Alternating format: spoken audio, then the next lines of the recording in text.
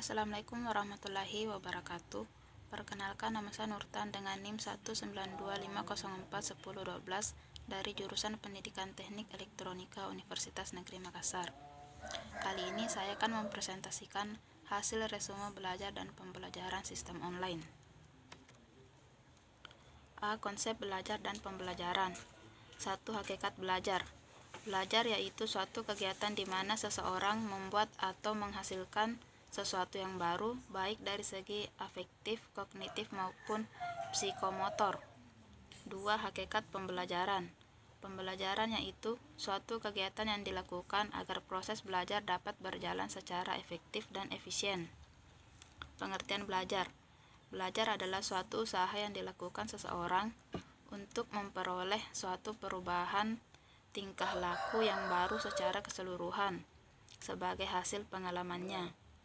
Belajar merupakan aktivitas atau pengalaman yang menghasilkan perubahan pengetahuan, sikap dan keterampilan yang bersifat penambahan maupun pengurangan yang tentunya tidak dikehendaki. Belajar mempunyai manfaat bagi individu itu sendiri maupun bagi masyarakat lingkungannya. Ciri-ciri belajar yaitu: 1. Siswa yang bertindak belajar atau pembelajar. 2. Memperoleh sesuatu yang baru pada diri pembelajar. 3. Sembarang tempat dan sepanjang hayat atau seumur hidup. 4. Motivasi belajar kuat. 5. Dapat memecahkan masalah. Dan 6. Mempertinggi martabat pribadi hasil belajar sebagai dampak pengajaran dan pengiring. Ciri-ciri perubahan tingkah laku. Yang pertama, perubahan terjadi secara sadar. Yang kedua, perubahan dalam belajar bersifat kontinu dan fungsional. 3. Perubahan belajar bersifat positif. 4. Perubahan belajar bersifat aktif. 5. Perubahan dalam belajar bukan bersifat sementara. 6. Perubahan belajar bertujuan atau terarah. 7. Perubahan mencakup seluruh aspek tingkah laku. B. Jenis-jenis belajar. Pertama, belajar bagian. Yang kedua, belajar dengan wawasan atau learning by insight. Yang ketiga, belajar diskriminatif atau discriminative learning. Yang keempat, belajar global atau global whole learning. Yang kelima, belajar insidental. Yang keenam, belajar instrumental. Yang ketujuh, belajar intensional. Yang kedelapan, belajar laten. 9. Belajar mental. 10. Belajar produktif. Dan ke-11, belajar verbal. Kebijakan tentang konsep belajar dan pembelajaran. Undang-Undang RI Nomor 20 Tahun 2003 tentang Sistem Pendidikan Nasional, Pasal 1 dinyatakan bahwa konsep pembelajaran adalah suatu interaksi antara peserta didik dengan pendidik dan sumber belajar pada suatu lingkungan belajar. Ada 4 pendekatan kognitif untuk pembelajaran. Yang pertama, pendekatan kognitif sosial yang menekankan bagaimana faktor perilaku, lingkungan, dan orang atau kognitif saling berinteraksi mempengaruhi proses pembelajaran. Yang kedua, pemrosesan informasi kognitif. Menitik beratkan pada bagaimana anak memproses informasi melalui perhatian, ingatan, pemikiran, dan proses kognitif lainnya. Yang ketiga, konstruktivis kognitif menekankan konstruksi kognitif terhadap pengetahuan dan pemahaman. Yang keempat, konstruktivitas sosial, fokus pada kolaborasi dengan orang lain untuk menghasilkan pengetahuan dan pemahaman. Program pembelajaran dan belajar. 1. Guru sebagai pendidik melakukan rekayasa pembelajaran, dilakukan berdasarkan kurikulum yang berlaku. Yang kedua, siswa sebagai pembelajar di sekolah memiliki kepribadian, pengalaman, dan tujuan. Yang ketiga, guru menyusun desain instruksional dan untuk membelajarkan siswa. Yang keempat, guru menyelenggarakan kegiatan belajar mengajar. Yang kelima, guru bertindak mengajar di kelas dengan maksud membelajarkan siswa. Yang keenam, siswa bertindak belajar, artinya mengalami proses dan meningkatkan kemampuan mentalnya.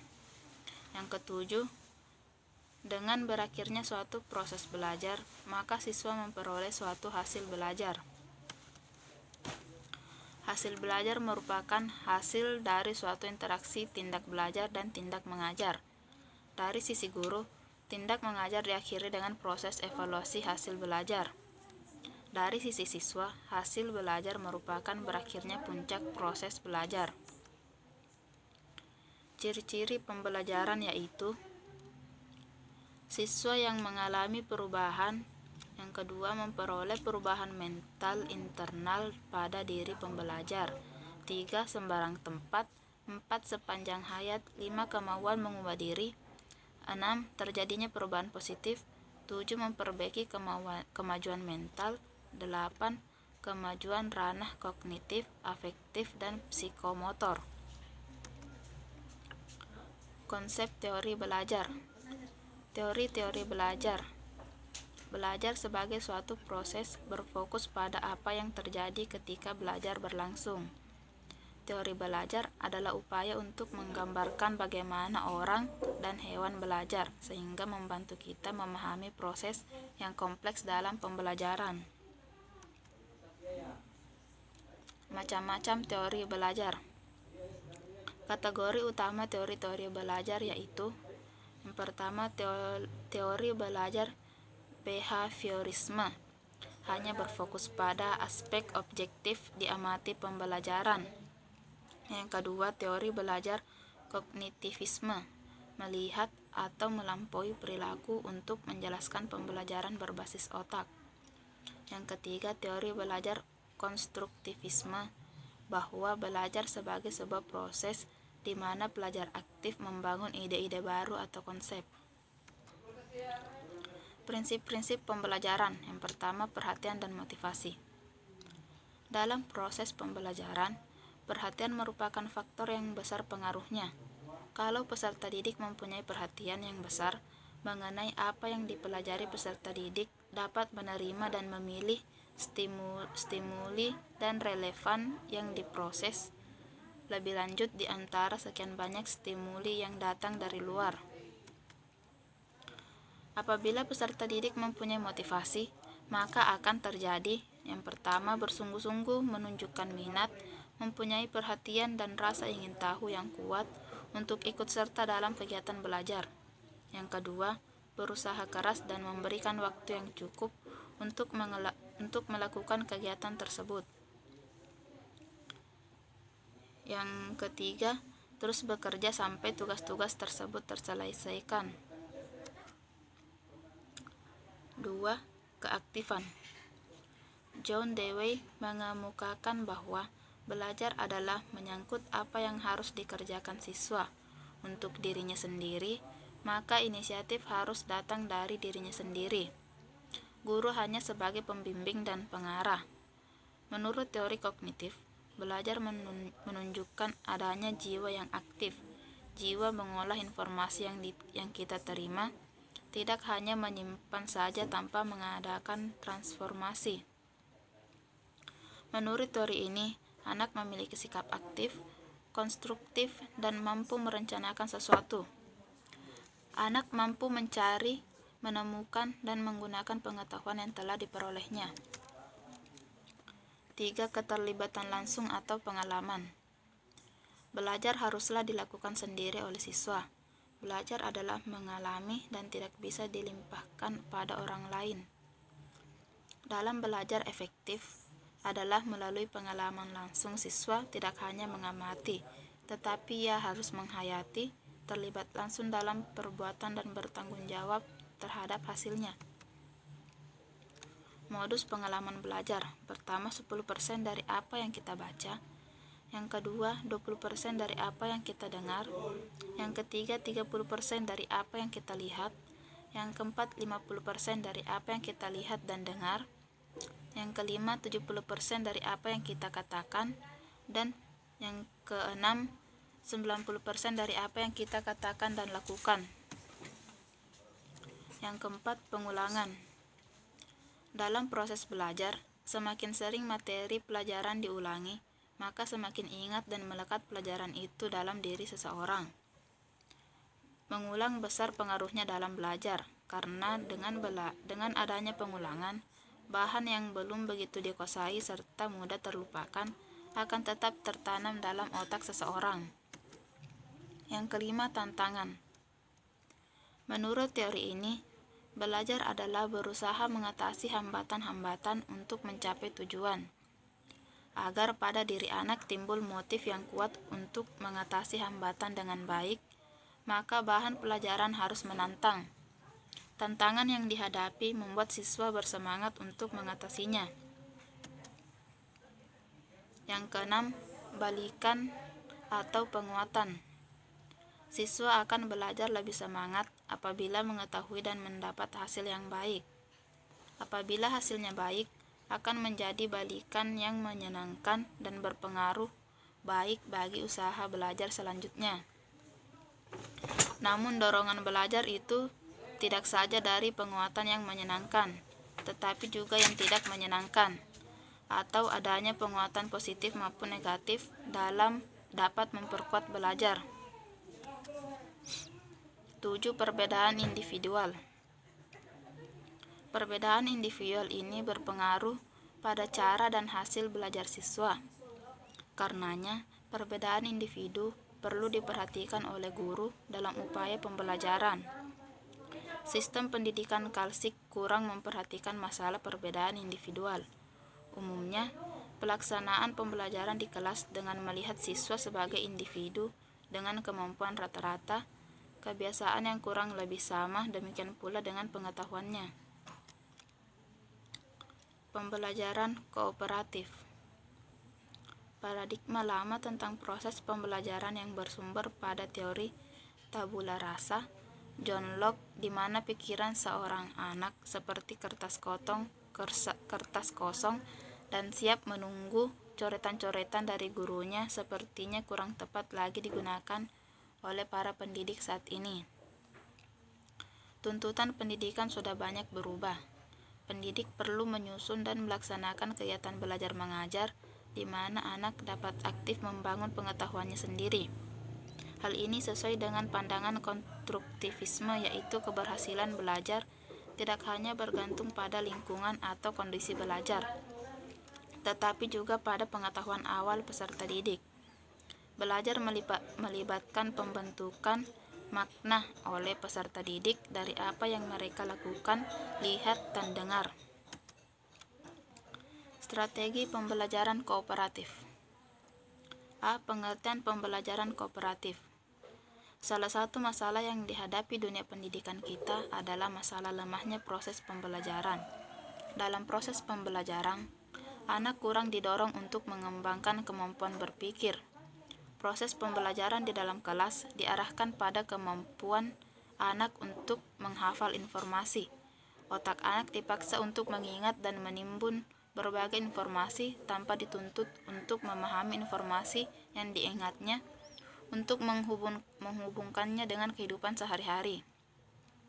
Akibatnya, ketika peserta didik kita lulus dari madrasah, mereka pintar secara teoritis, akan tetapi miskin pada aplikasi.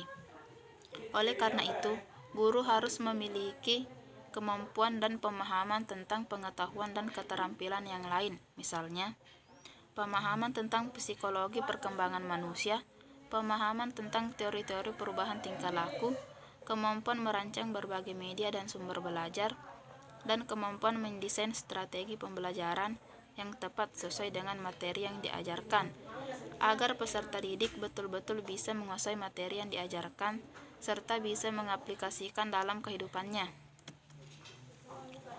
Ciri-ciri pembelajaran kooperatif. Peserta didik bekerja dalam kelompok secara kooperatif untuk menuntaskan materi belajarnya. Yang kedua, kelompok dibentuk dari peserta didik yang memiliki kemampuan tinggi, sedang, dan rendah. 3. Bila mana mungkin, anggota kelompok berasal dari ras, budaya, suku, jenis kelamin berbeda-beda, serta mereka yang berkebutuhan khusus. Yang keempat, penghargaan lebih berorientasi kelompok ketimbang individu. Tujuan pembelajaran kooperatif. 1. Hasil belajar akademik. 2. Penerimaan terhadap perbedaan individu.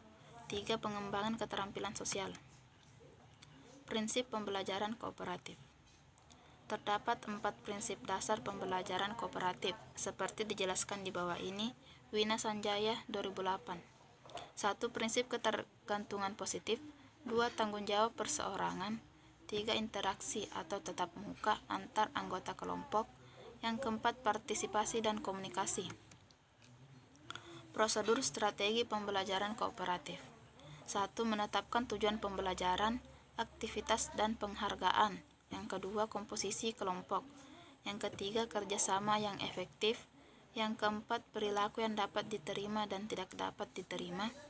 Yang kelima, periode percobaan dan umpan balik. Yang keenam, bantuan dari guru kepada peserta didik. Yang ketujuh, melakukan evaluasi. Keunggulan dan kelemahan strategi pembelajaran kooperatif. Keunggulan. Peserta didik dalam kelompok kooperatif mampu bekerja sama untuk kebaikan kelompok secara keseluruhan ketimbang hanya untuk kebutuhan individu saja. Yang kedua, peserta didik dalam kelompok pembelajaran kooperatif dapat didorong untuk membantu peserta didik yang mempunyai masalah dalam belajar atau membantu peserta didik yang cacat. Yang ketiga, prosedur pembelajaran kooperatif memudahkan integrasi sosial dari kebutuhan khusus peserta didik. Akibat yang dihasilkan adalah sikap yang lebih toleran kepada mereka yang mempunyai perbedaan dalam hal kemampuan, latar belakang sosial, kelas sosial, ras, dan latar belakang akademis. Yang keempat, metode pembelajaran kooperatif dapat digunakan untuk menyediakan penghargaan atau reward baik kepada peserta didik berprestasi tinggi maupun peserta didik berprestasi rendah. Yang kelima, pembelajaran kooperatif memudahkan pembagian usaha dan tugas yang dapat disesuaikan dengan kebutuhan individu. Peserta didik dapat diminta untuk menjalankan tugas di area yang paling mereka ketahui atau menyelesaikan tugas yang paling sesuai dengan kemampuan individualnya. Yang keenam, pembelajaran kooperatif mendorong komunikasi antar peserta didik dan hasilnya adalah pembelajaran yang lebih baik dan hubungan antar personal yang semakin membaik. Peter G. N. Lornaka. Kelemahan. Yang pertama, butuh waktu yang lama untuk memahami filosofi belajar secara kooperatif. Yang kedua, sulit untuk mewujudkan per-teaching atau tutor sebaya dan efektif, padahal ciri utama pembelajaran kooperatif adalah adanya peserta didik yang saling membelajarkan. Yang ketiga, dalam evaluasi, sulit untuk memberi penilaian yang objektif secara individual, karena dalam pembelajaran kooperatif lebih menonjolkan kebersamaan atau kerja kelompok. Keempat, butuh waktu yang lama untuk mengembangkan kesadaran berkelompok. Yang kelima, kurang memperhatikan aspek motivasi diri untuk menanamkan kepercayaan diri karena tertutup dengan kepentingan bersama. Konsep pembelajaran berbasis konseptual atau CTL. A. Konsep pembelajaran konseptual.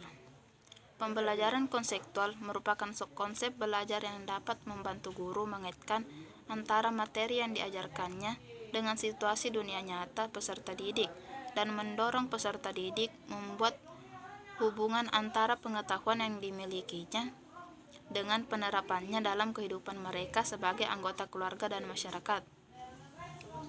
Nur Hadi 2002. Untuk memperkuat pengalaman belajar peserta didik, diperlukan pembelajaran yang lebih banyak memberikan kesempatan kepada peserta didik untuk melakukan, mencoba, dan mengalami sendiri, dan bukan sekedar sebagai pendengar yang pasif, sebagaimana penerima terhadap semua informasi yang disampaikan guru. Oleh karena itu, melalui pendekatan CTL, mengajar bukan transformasi pengetahuan dari guru kepada peserta didik dengan menghafal sejumlah konsep-konsep yang sepertinya terlepas dari kehidupan nyata. Akan tetapi lebih ditekankan pada upaya memfasilitasi peserta didik untuk mencari kemampuan untuk bisa hidup dari apa yang dipelajarinya. B. Karakteristik pembelajaran kontekstual. 1. Melakukan hubungan yang bermakna. 2. Melakukan kegiatan-kegiatan. 3. Belajar yang diatur sendiri. 4. Bekerja sama. 5. Berpikir kritis dan kreatif. 6. Mengasuh atau memelihara pribadi peserta didik. 7. Mencapai standar yang tinggi. C. Fokus pembelajaran konseptual. 1. Belajar berbasis masalah atau problem based learning, yaitu suatu pendekatan pengajaran yang menggunakan masalah dunia nyata sebagai suatu konteks bagi peserta didik untuk belajar tentang berpikir kritis dan keterampilan pemecahan masalah, serta untuk memperoleh pengetahuan dan konsep yang esensi dari materi pelajaran. 2. Pengajaran autentik atau authentic instruction, yaitu pendekatan pengajaran yang memperkenankan peserta didik untuk mempelajari konteks bermakna. 3. Belajar berbasis inquiry atau inquiry based learning, yang membutuhkan strategi pengajaran yang mengikuti metodologi sains dan menyediakan kesempatan untuk pembelajaran bermakna. Yang keempat, belajar berbasis proyek atau tugas atau project based learning, yang membutuhkan suatu pendekatan pengajaran komprehensif di mana lingkungan belajar peserta didik didesain agar peserta didik dapat melakukan penyelidikan terhadap masalah autentik, termasuk pendalaman materi dari suatu topik mata pelajaran dan melaksanakan tugas bermakna lainnya. Yang kelima, belajar berbasis kerja atau work based learning, yang memerlukan suatu pendekatan pengajaran yang memungkinkan peserta didik menggunakan konteks tempat kerja untuk mempelajari materi pelajaran berbasis madrasah dan bagaimana materi tersebut dipergunakan kembali di tempat kerja. 6. Belajar berbasis jasa layanan atau service learning, yang memerlukan penggunaan metodologi pengajaran yang mengkombinasikan jasa layanan masyarakat dengan suatu struktur berbasis madrasah untuk merefleksikan jasa layanan tersebut. Yang ketujuh, belajar kooperatif atau cooperative learning, yang memerlukan pendekatan pengajaran melalui penggunaan kelompok kecil peserta didik untuk bekerja sama dalam mencapai tujuan belajar. D. Komponen pembelajaran konseptual. 1. Konstruktivisme. 2. Inquiry. 3. Bertanya atau questioning. 4. Masyarakat belajar atau learning community. 5. Pemodelan atau modeling. 6. Refleksi atau reflection. 7. Penilaian nyata atau authentic assessment. Perbedaan CTL dengan pembelajaran konseptual. CTL, peserta didik sebagai sumber belajar, sedangkan pembelajaran konvensionalnya yaitu peserta didik sebagai objek belajar. CTL, peserta didik belajar melalui kegiatan kelompok, sedangkan pembelajaran konvensionalnya peserta didik lebih banyak belajar secara individu. Yang ketiga, CTL, pembelajaran dikaitkan dengan kehidupan nyata, sedangkan pembelajaran konvensionalnya pembelajaran bersifat teoritis dan abstrak. Yang keempat, CTL, kemampuan didasarkan atas pengalaman, sedangkan pembelajaran konvensionalnya kemampuan diperoleh dari latihan-latihan. Yang kelima, CTL, tujuan akhir kepuasan diri, sedangkan pembelajaran konvensionalnya tujuan akhir nilai atau angka. Yang keenam, CTL, perilaku dibangun atas kesadaran, sedangkan pembelajaran konvensionalnya perilaku dibangun oleh faktor dari luar. Yang ketujuh, CTL, pengetahuan yang dimiliki individu berkembang sesuai dengan pengalaman yang dialaminya, sedangkan pembelajaran konvensionalnya pengalaman yang dimiliki bersifat absolut dan final, tidak mungkin berkembang. Yang delapan, peserta didik bertanggung jawab dalam memonitor dan mengembangkan pembelajaran, sedangkan pembelajaran konvensionalnya guru penentu jalannya proses pembelajaran. Yang kesembilan, CTL pembelajaran bisa terjadi di mana saja, sedangkan pembelajaran konvensional pembelajaran terjadi hanya di dalam kelas. Yang kesepuluh, CTL keberhasilan pembelajaran dapat diukur dengan berbagai cara, sedangkan pembelajaran konvensional keberhasilan pembelajaran hanya bisa diukur dengan tes. Sekian dari persentase dari hasil resum belajar dan pembelajaran sistem online yang saya sampaikan. Lebih kurangnya mohon dimaafkan. Wabillahi taufiq wal hidayah. Assalamualaikum warahmatullahi wabarakatuh.